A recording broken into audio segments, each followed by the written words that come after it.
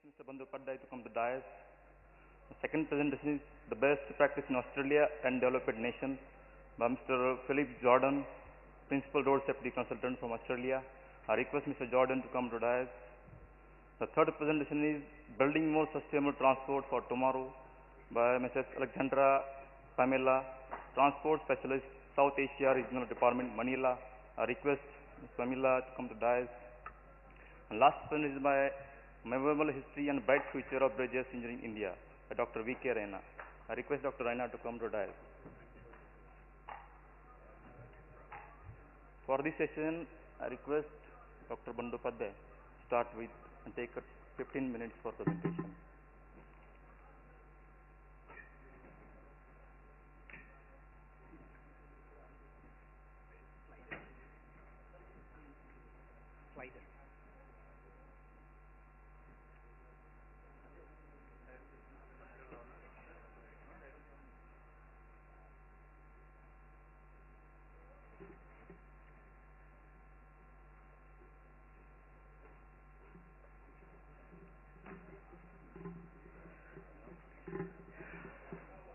Good evening, ladies and gentlemen. We are definitely late by 35 minutes, and I would try to make it up as fast as possible because I am aware that there are a couple of excellent presentations which are lined up after me, one from Mr. Phil Jordan and one, of course, from Dr. Raina. I haven't seen Pamela's presentation, and I'm sure that would be also of interest.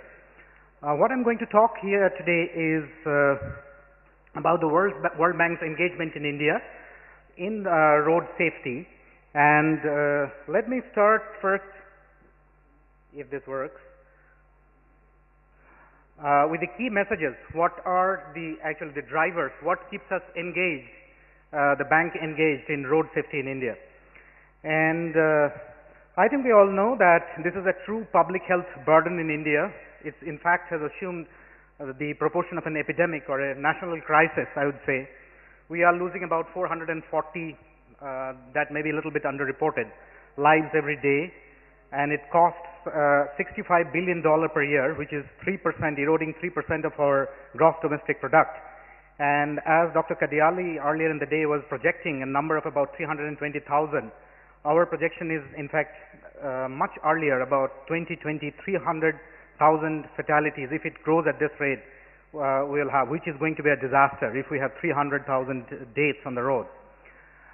And this is all happening on the face of a very rapid motorization. As you know, the numbers are out. The CAGR, the annual growth rate of vehicles, the registered vehicles in India is 9.9%.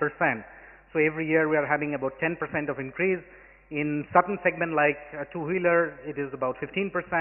And as again Dr. Kadiali was, I think, earlier indicating that in next 10 or 15 years, every family will have, or at least 50% of the family will have a motorbike.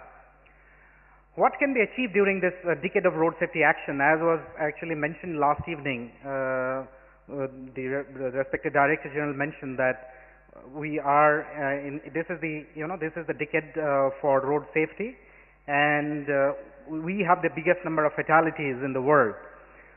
Currently, we are at a fatality of 143,000. I think someone was projecting the number of 110,000. The latest figures which we have is 143,000 deaths.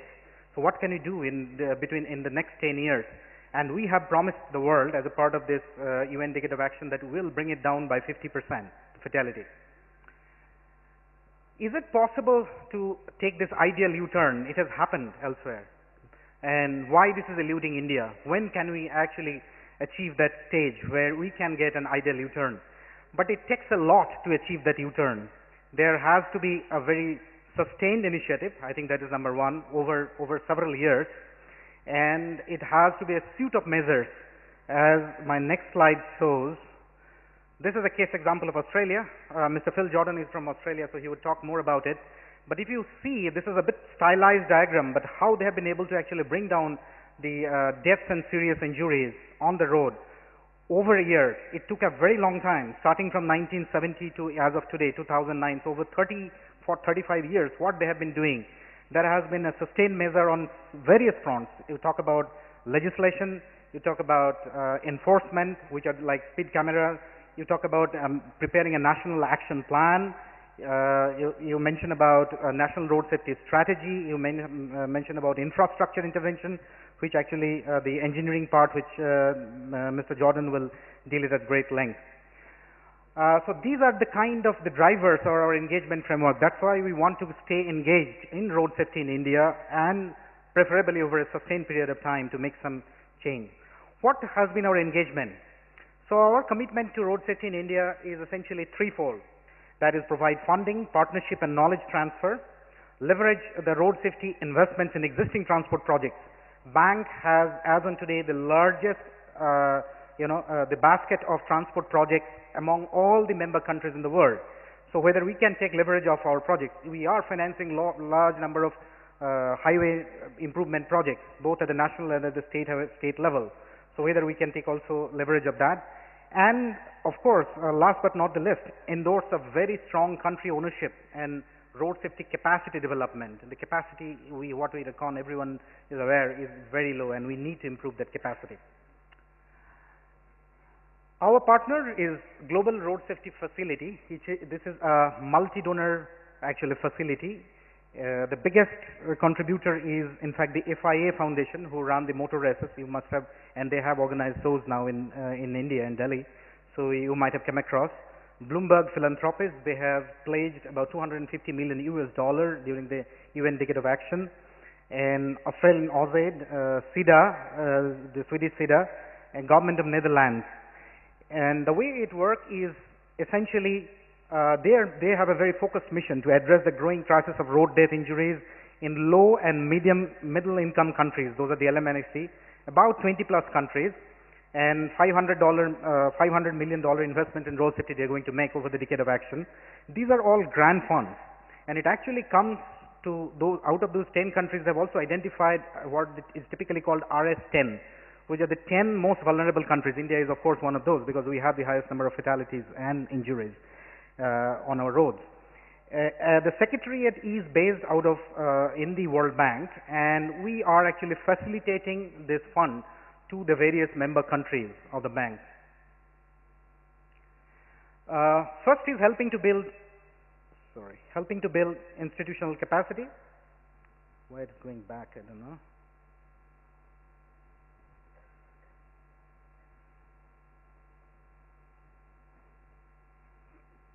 Sorry, if you can help me. Yeah, actually road safety management in a way is also very good governance. Many of us may not realize that Transparency International published, they actually rank countries as per the governance structures and the fraud and corruption practices. If you look at that list, the top 30 countries, out of those top 30 countries in the current list, also top 25 are the best road safety performer in terms of the various indices, in terms of the total fatalities, the total injuries as per the various indices. So a lot is about actually good governance and a very good planning and management. And this is the famous actually pyramid, where the institutional management functions, those remain at the base, and then of course the interventions, and finally there has to be a result. And this result is essentially every country must establish a goal, and then the goal has to be supported with a business plan and certain results. So keeping that framework in mind, what we are trying to do, I'm so sorry.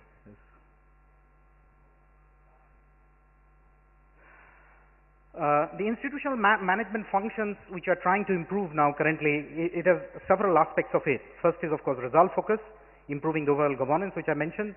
Coordination, because it's a subject where various departments or various entities are involved, so there need to be a coordination among them. Legislation, and of course enforcement is an issue, but before enforcement comes legislation. Funding and resource allocation, one of the major critical challenges, and that's what actually India has been striving for. One is creating the institution, but also backing with adequate funding and resource allocation.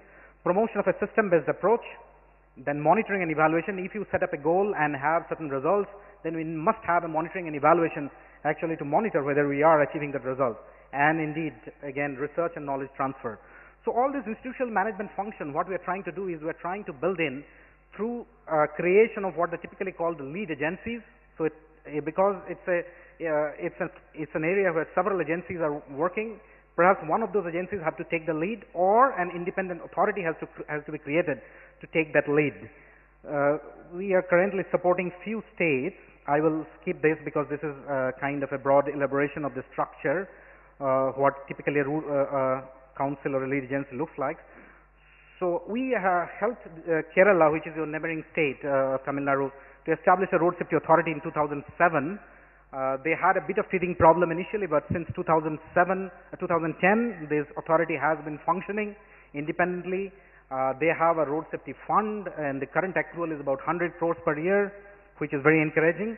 We are also supporting Karnataka, where we have not gone into an independent authority, but setting up a traffic and road safety cell as a multidisciplinary cell, where actually staff and skills from all the departments like police, transport department, PWD, education, health, they all are being brought together, and this cell has been established in 2011.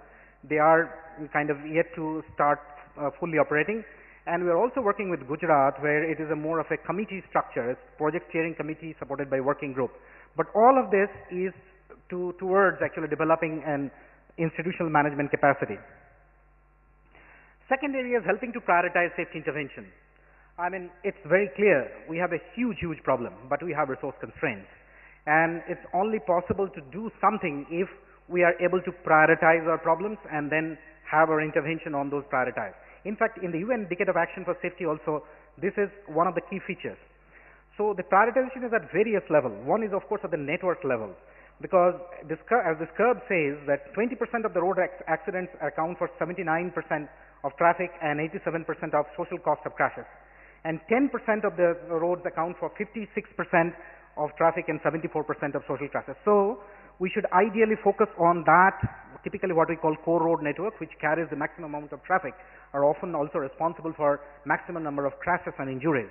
We should focus on particularly that core, or maybe a strategic core, which is 10%, which is not even 20%.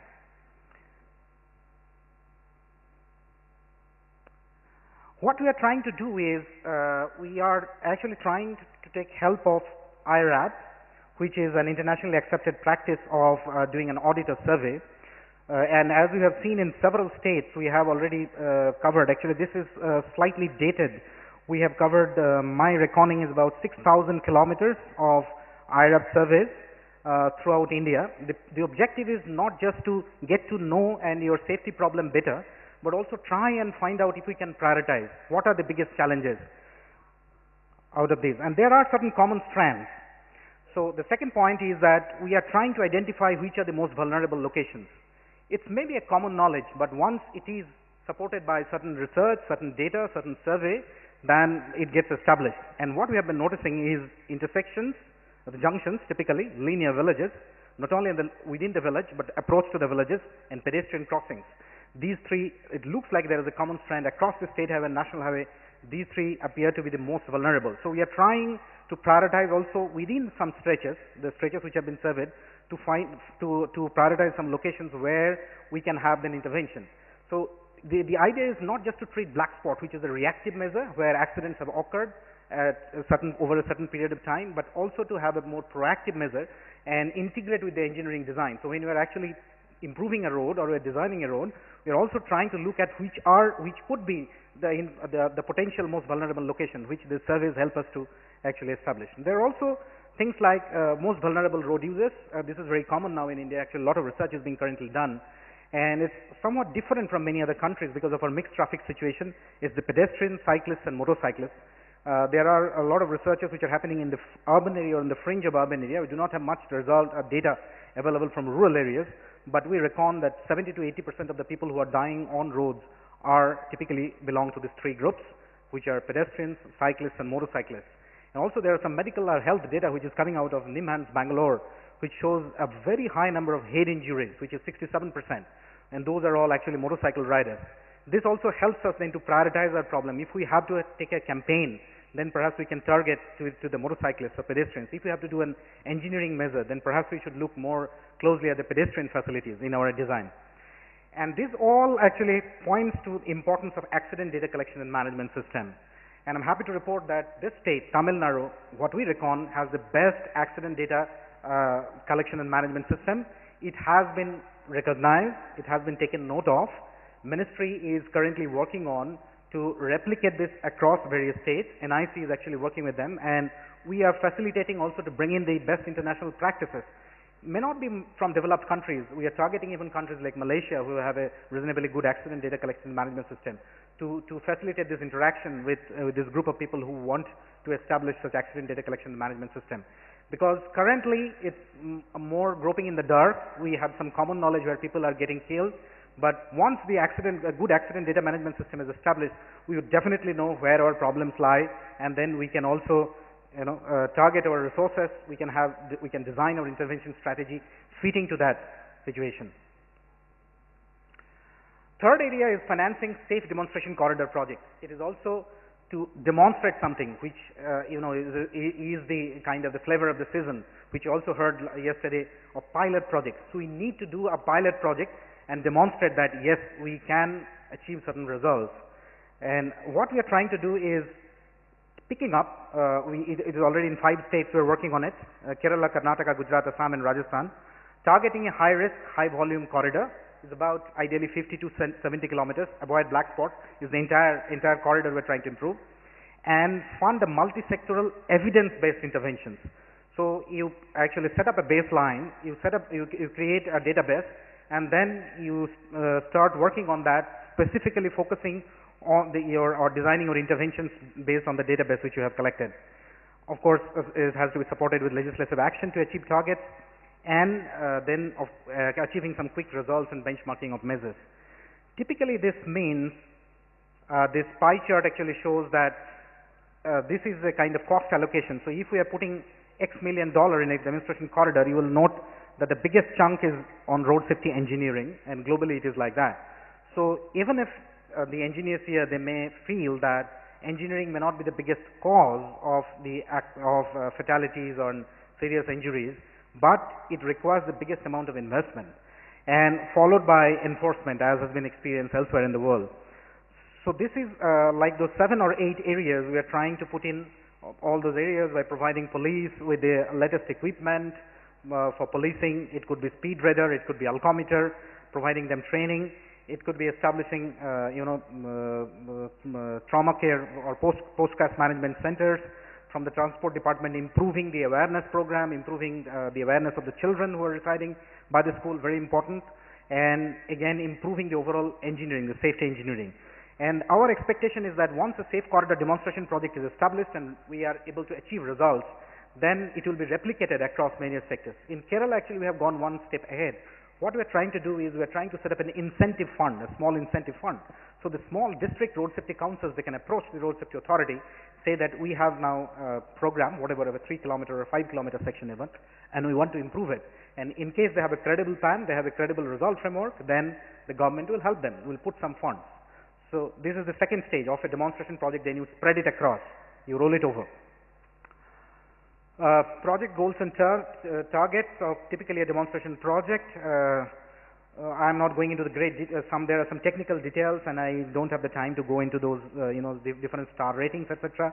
But the whole thing is keeping the long-term vision in mind, which also we have committed, is the elimination of deaths and serious injury by at least 50%, which is by 2020. And there would be, of course, some intermediate outcome and institutional inputs. Fourth, and definitely which is of much interest to this audience, is integrating safety and engineering designs. I have only one slide on this because Mr. Phil Jordan is going to talk about it in great detail. And what we are trying to do is making safety audit mandatory from pre-construction to post-construction, integrating safety and design, keep VRUs, which are vulnerable road users, in focus. And these are different level of ratings, which is typically an IRAP rating. 5-star is the best, and 1-star is the worst. So we said that at least we achieve on our bank-funded project is a 3-star rating, and we eliminate all 1-star, or what they typically call the black links. Integrating safety with asset management, a relatively new concept in many countries, but what we are trying to do, just to give an example, if you have an asset management system and you follow that system to develop your asset management program, or even if you take up a particular project for rehabilitation, you also think about safety. So you also see that when you are actually putting an overlay on a road, whether you are also taking care of your safety needs, be it a black spot improvement or putting signs and markings or maybe other programs. So that is the whole concept, that to promote this, that safety management is an integral part of asset management. And then assisting Government of India and IRC in improving codes of practices, for which actually Mr. Jordan is here, facilitating study tours and trainings. Way forward, we have a continuing assistance from GRSF, and we have assurance that from the global community that at least up to 2020 we'll have some support. So this I wanted to highlight, that there are, I think, opportunities for the states out here to get engaged further with us and avail of this grant facility. Keep it in mind, this is a grant facility. This is not a loan. Typically, many of the bank and ADB assistance comes in form of loans. What we are striving for is deepening our engagement in Rajasthan, where we have just recently started preparing a state highway and a rural road development project, and essentially developing a safety strategy through capacity assessment and enhancement process, and also taking up a demonstration corridor. The softer activities of the demonstration corridor can be supported from this grant, not the hard part or the infrastructure and the equipment procurement, etc. for police, but the softer part, the study, etc. can be supported. Engage in Uttar Pradesh and Andhra Pradesh along with our RS10 partners. We have few RS10 partners, Road Safety 10 partners which are working on those. WHO is of course one of those, and WHO is very active, as you know, in Andhra Pradesh. We want to work more with them because Andhra Pradesh has a very big road safety problem, and Uttar Pradesh is a state where over the last year, if you see the statistics, they have added the biggest number of fatalities. So it's a big concern in Uttar Pradesh also. There has been an increase of about 30,000 deaths, and out of which 5,000 actually came from Uttar Pradesh. We have some potential engagement. AP, we have an engagement. UP, Uttar Pradesh, we have a potential engagement, so we'd like to work with them. We also want to organize a series of capacity building workshops. The first one will be in February. The date has been already finalized, 10th and 11th. You will get some of the states already, the invitation has been extended, and the Ministry of Road Transport will be there. That will be on the lead agency. And we'll have experts from Sweden, Australia, and UK to talk about how the lead agencies were established in those countries, and if we can learn some lessons from those experiences. Broader engagement at national level, accident management plans, systems I talked about, creating systems as a multi-pronged strategy. We are also actively in discussion with IRC on setting up crash analysis centers. Nothing has been done in India, unfortunately, on this, and whether we can piggyback on some programs. It requires a lot of funds, which perhaps the grant cannot finance everything, but we'll try and establish accident research centers, followed by accident research centers, maybe a regional accident research centers in 4 states, and this is the plan over next 9 or 10 years, so we have some time at our disposal. And then of course I welcome new proposals from states. Please route it through IRC and MORTH, and even cities, if you feel that a city can, if the cities can also access this grant. So a particular city has a problem, not only our mega cities, even mid-sized cities, like even Coimbatore. If you have a problem, if you think you have a road safety problem, you will see you have lots of road safety problem from Philip's presentation. He has taken quite a few pictures from Coimbatore itself. So you can feel free to approach us, but please route it through Ministry of Road Transport and Indian Road Congress. That's all from my side. Thank you very much. Thank you, Mr. Bandopadhyay. Now I request Mr. Philip for presentation. Thanks, sir.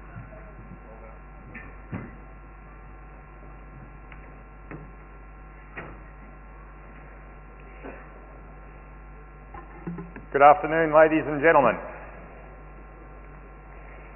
My presentation today is entitled Best Practice in Australia. But I'm going to digress a little bit from that, and I'm going to talk in some ways about how lessons from Australia can be applied in India, and in particular how we can generate many more road safety engineers in your country. Firstly, I'd like to say it's a great honour to be with you today in Coimbatore, and I'd like to thank the World Bank and IRC for the opportunity to be with you. I had 31 years with the State Road Authority in Victoria, Australia. I've been a consultant now for the last 7 years. I think I'm on my 10th visit to your vast country, and I've worked in 30 countries, most of them emerging countries quite similar to yours. The objective of this presentation is to outline some of the road safety engineering initiatives from my country, to outline the important role of engineers in road safety, and I'm going to keep stressing that point many, many times. Engineers are important in road safety. I'm an engineer, most of you are engineers, we have an important role to improve the roads. I'm going to encourage expansion of road safety engineering here in India, and I'm more than happy at any time to answer your questions.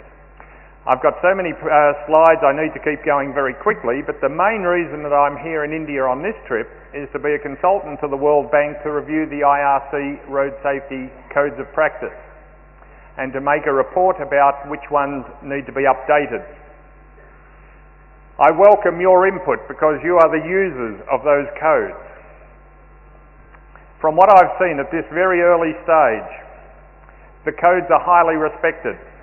They are a little slow to be updated because of the volunteer nature of the committees. Some of them require urgent updating. I think there's a need for a whole series on road safety engineering. Consultants can do the writing and the committees can then review. International and national consultants can help inject best practice.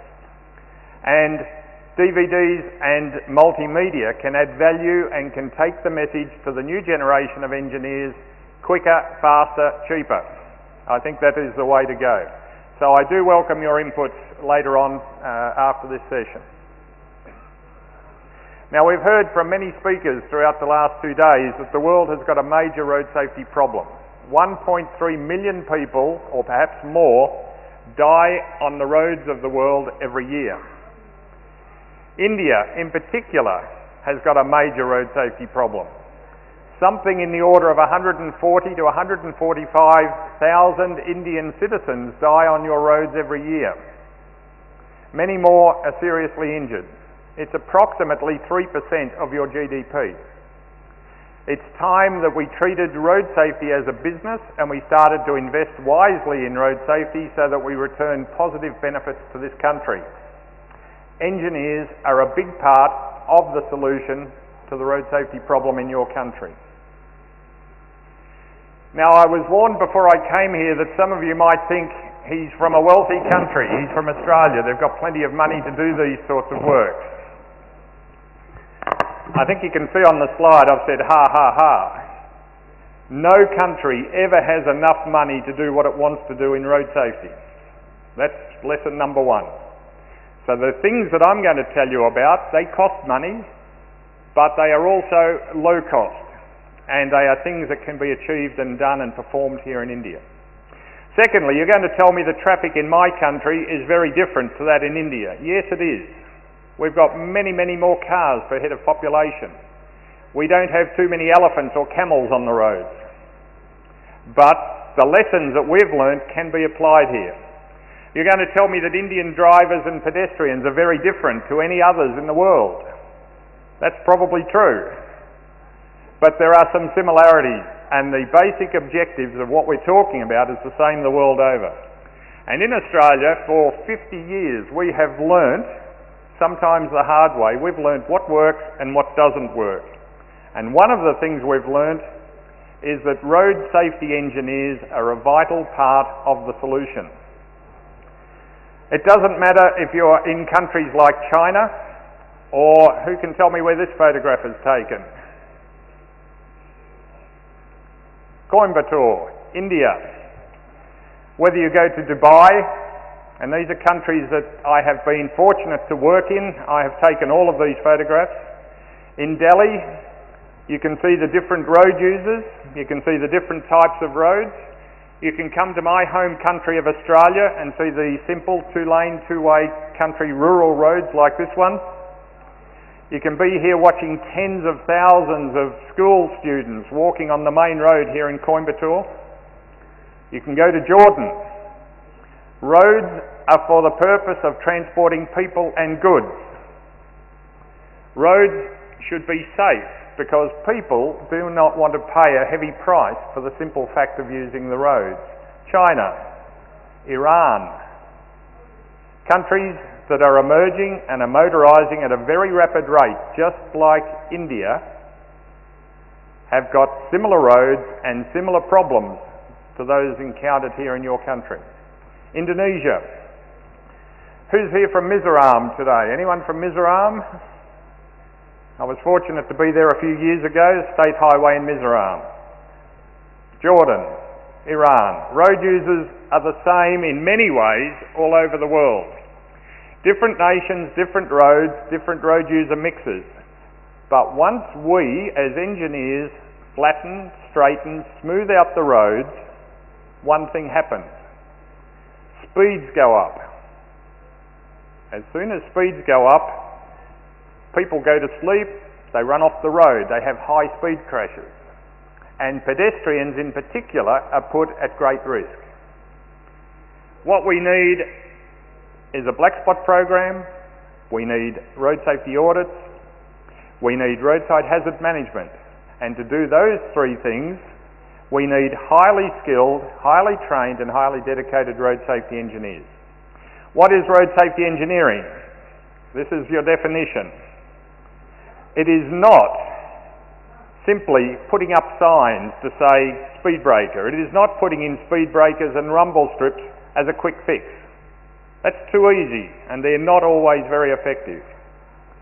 It is not placing signs on the road which might look good but aren't observed by anybody. Road safety engineering is not putting up fixed objects to illuminate a road when those fixed objects are going to be run into and injure or perhaps even kill people. Road safety engineering is not ignoring maintenance. And in this case, this is not India, it looks a little like India.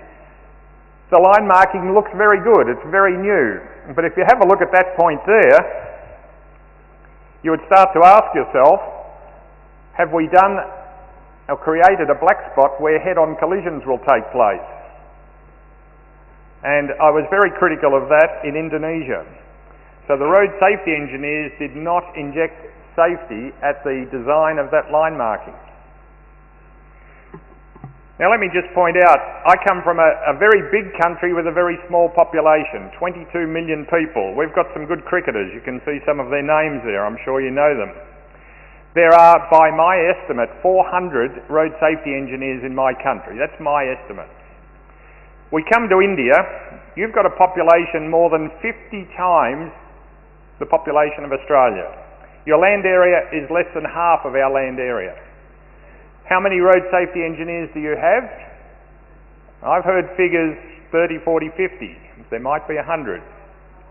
Per capita, you need approximately 20,000 road safety engineers to do the job in your country. And you've got some good cricketers too. Why are there not more road safety engineers in India? Here are my thoughts, and I'd welcome hearing them from you too. Too many engineers think that road safety is a police matter. Leave the police to look after it. Too many engineers think that road safety is 1 week of the year and we've just had that week, so we don't have to think about road safety for the next 51. Some think it's putting up simple messages and signs. Some engineers say, we build the roads, we know what we're doing, we're building the roads to last for 100 years. It's the silly users, the pedestrians and the drivers and the motorcyclists who cause the crashes, and they just wash their hands of the problem. Many engineers are absolutely ignorant of the role that the road plays in crashes. Universities can do more to make their students aware of this. Young engineers, for instance, in India at the moment, don't know there is a profession called road safety engineering. So they go into IT, they go into structures, they go into water supply, because they don't know that road safety engineering exists. All of this needs to change, not only in your country, but in most of the countries that I work in. So how is it going to happen? More resources, of course, from government. But that's not the only issue. That's not the only issue. It needs greater recognition of the importance of the road in road safety. It needs more training and courses at university. It needs an opportunity for road safety engineers in NHAI, in the public works departments, in the ministry, to be promoted. It needs updated, enhanced IRC codes of practice, possibly going multimedia in the near future. It needs many, many, many more technical training workshops. The demonstration projects that Arnab just outlined to you, more of those will demonstrate to engineers what can be done at modest cost. And it needs programs like we've had in Australia for the last 10 years, such as run-off-the-road programs, where we investigate locations with many run-off-the-road crashes and we treat those locations with cost-effective improvements. I'm going to talk about 4 things. I'll be very brief. Road safety audit. This is a topic close to my heart. It's a formal examination of a road project in which an independent qualified team reports on the project's crash potential. Road safety audits are done in India now. They've started 10 years ago, and I'm pleased to hear that they are happening more and more frequently. A road safety audit would look at this photograph from a bridge in Indonesia and would, at the design stage, be very critical and say that abutment is dangerous. You must shield the abutment, hopefully use a safer bridge such as this one. There are 8 key steps in a road safety audit. You select an audit team, you give them the information, they look at the drawings, they spend days looking at the drawings and looking at the site, producing a report which deals just with the safety issues.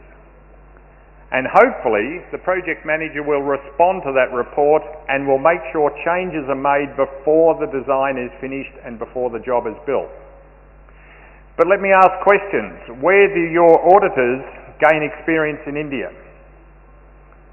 Does India yet have a register of road safety auditors? What audit training is being held? I hear of 1 or 2 training courses.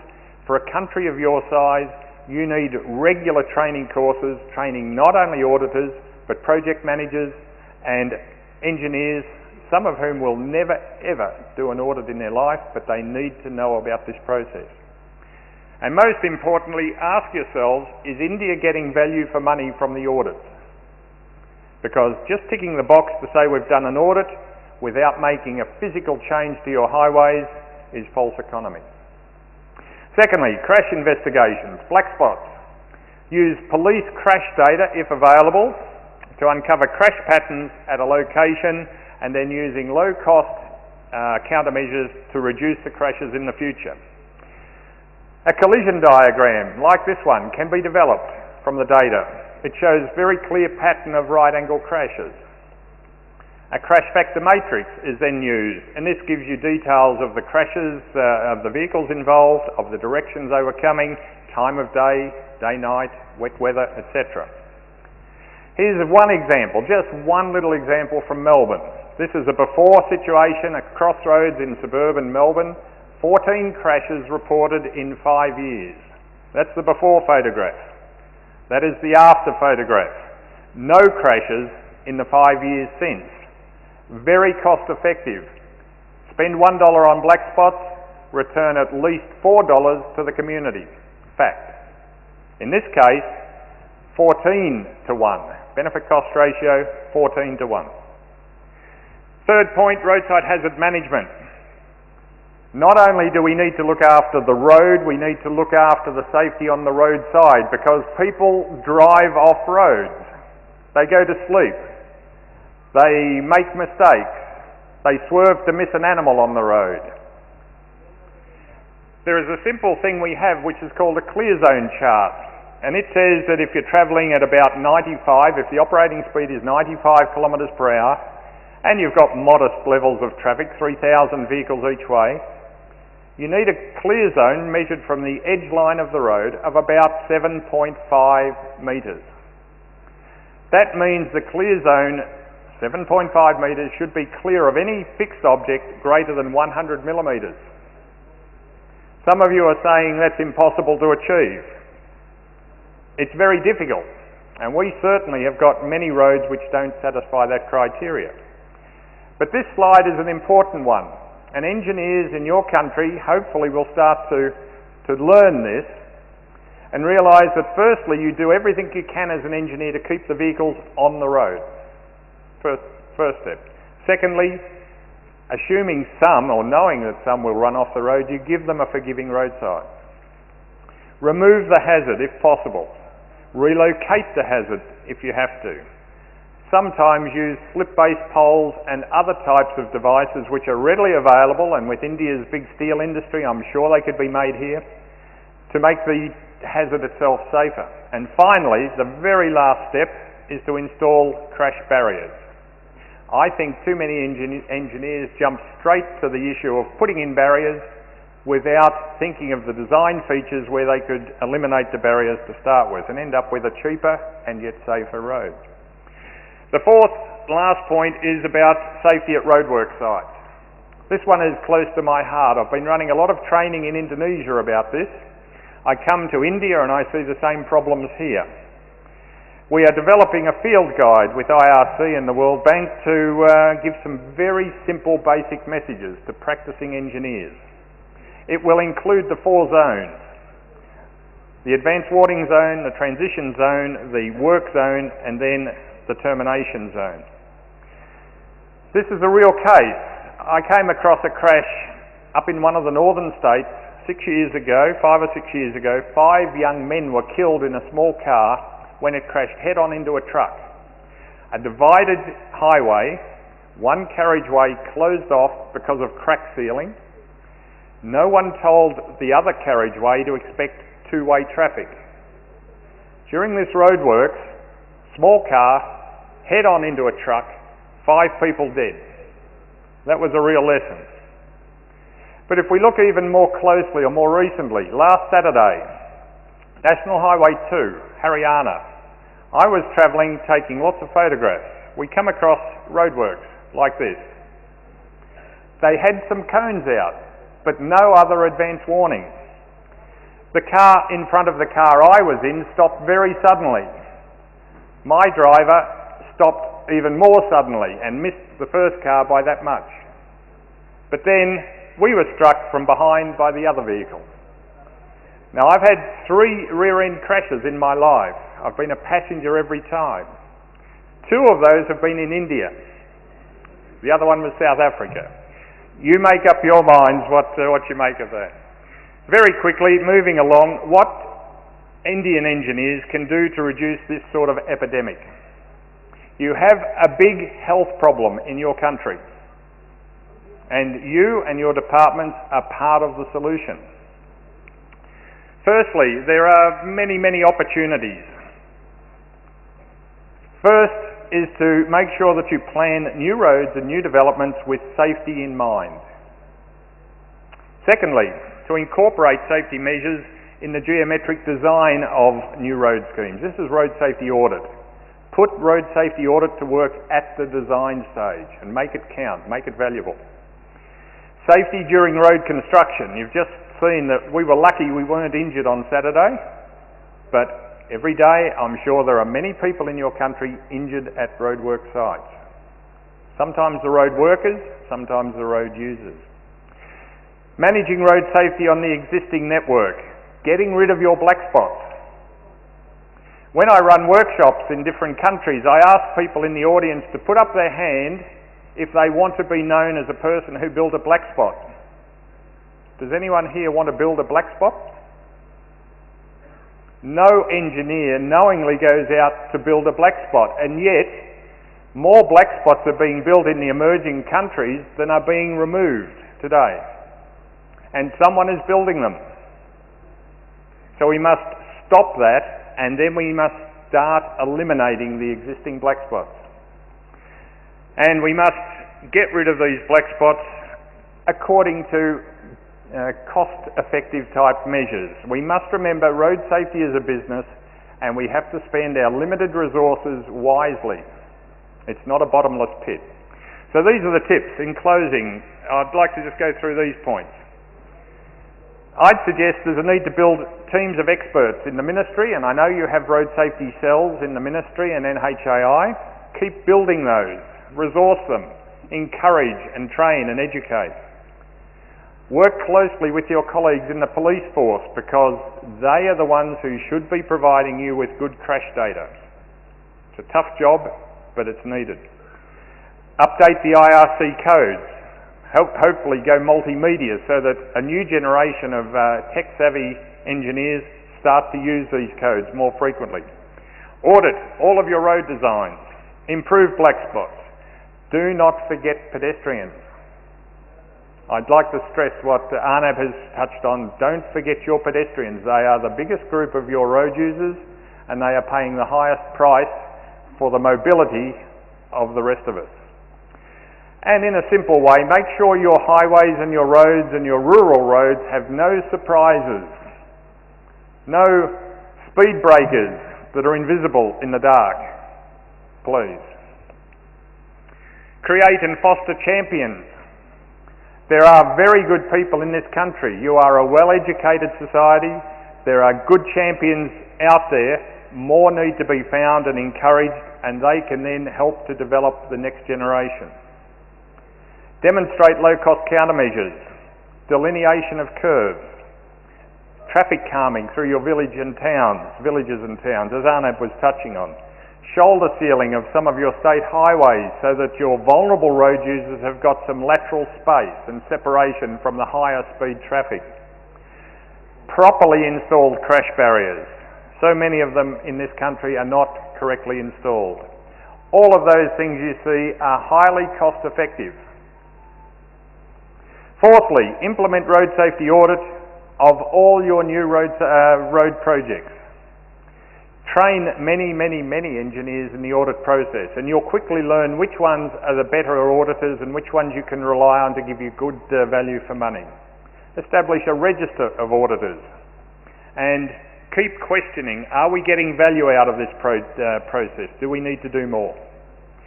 Young Indian engineers can have a job for life in road safety engineering if they choose, and if you help to create the right environment for that to happen. I believe this country needs tens of thousands of road safety engineers, but for a start I'll settle for the first 1,000 or 2,000. These engineers can save lives, just like engineers 200 years ago with water supply and sewerage systems in Europe. They reduced disease, they reduced the plague in those days. Engineers today, through making the roads and highways of India safer, can help to reduce this major world road safety and health problem. So in closing, I'd like to thank you for your time. I wish you well with this problem, and I'd just like to say that road safety engineering is now a real and respected profession in my country. It must become one in India as well, and this is a challenge for all of us. Thank you very much, and I look forward to any questions later. Thank you, Mr. Philip Jordan.